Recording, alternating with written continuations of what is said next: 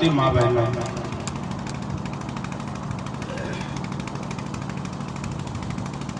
ये कार्यक्रम कल से चल रहा है, आप सब लोग तल्लीनता से सुन रहे हैं। मैं समझता हूं कि अपने मन में भी उतारने का प्रयास कर रहे हैं और ऐसे ही मन में उतारने का प्रयास करते रहेंगे तो जिस इच्छा को लेकर के यहाँ पर आप सब लोग आए वह इच्छा पूर्ण होने में देर नहीं लगती।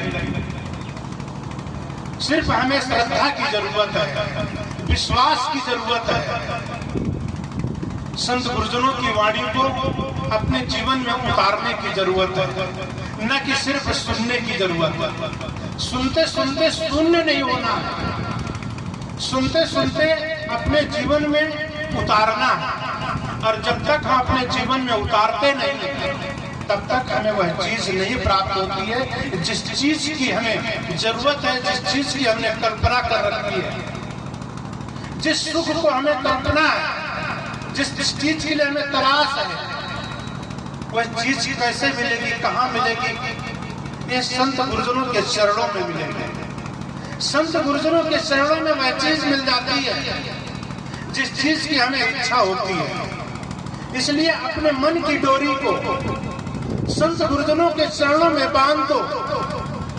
जिस चीज की इच्छा है वह चीज हमें पूर्ण प्राप्त हो जाती है। लेकिन हमें जरूरत है अपने मन की डोरी को संतों के चरणों में बांधने की। लेकिन हमारा मन कहते हैं कि जो कुछ करो सो पूजा। गुरु कबीर साहब कहते हैं कि जो कुछ करो सो पूजा।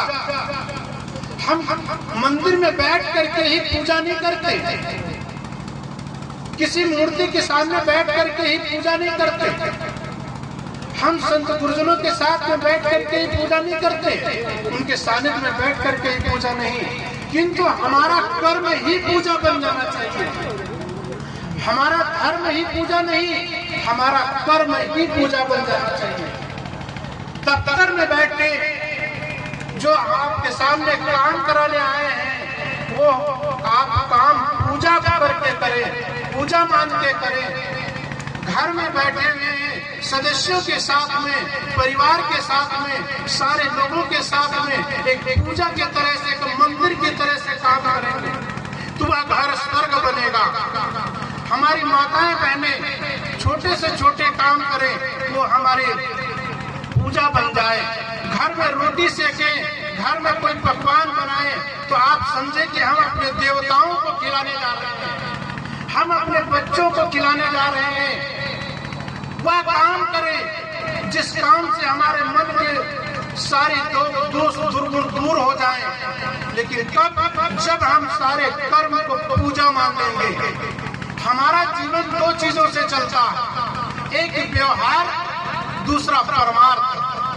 व्यवहार और परमार्थ की सीढ़ी जो पार करते हैं वही हमारा जीवन सार्थक बनता है। इसलिए हमारा एक व्यवहार का क्षेत्र 80% हमारा जीवन शुद्ध करता है, 20% अगर परमार्थ करते हैं तो हमारा जीवन स्वर्ग बन जाता है, हमारा जीवन सार्थक हो जाता है। एक महिला, एक छोटी सी बच्ची घर में जब पलती है उसे क्या कहते हैं? राजकुमारी, रानी कहते हैं। और रानी के बाद में जब वह शादी होकर के जाती है तब उसे हम घर में ब्याह करके लाते हैं, उसको लक्ष्मी के रूप में प्रवेश कराते हैं।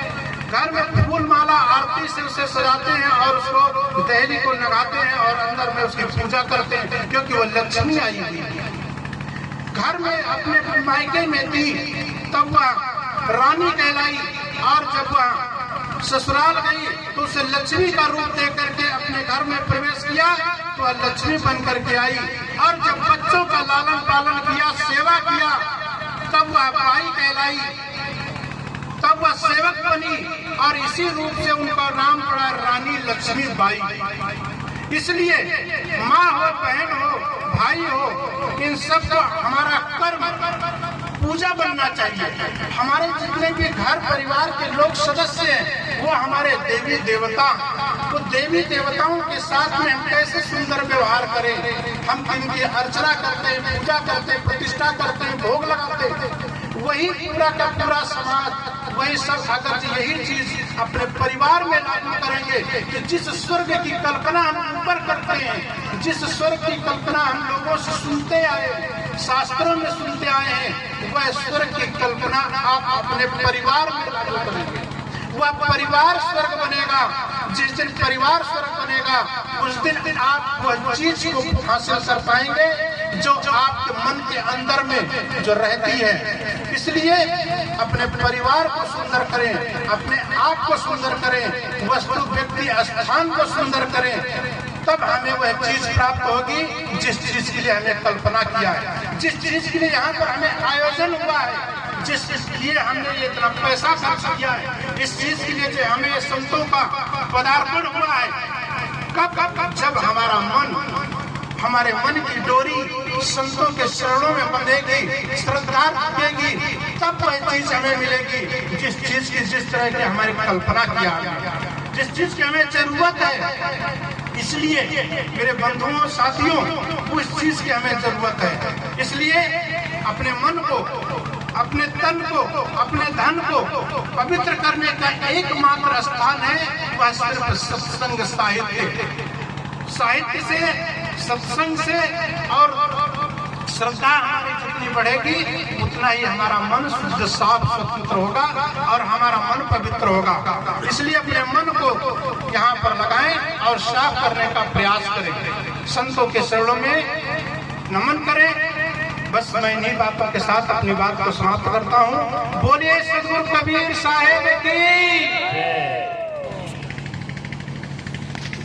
गंगा बहे जहाँ पर वह घर समान है, बैर भाव नहीं कभी किसी से, हिल मिल सबसे रहते, एक दूजे का करते आदर, सतपथ पर है चलते। खिले फूल खुशियों के जहाँ पर होठों पे मुस्कान है, प्रेम की गंगा बहे जहाँ पर वह घर स्वर्ग समान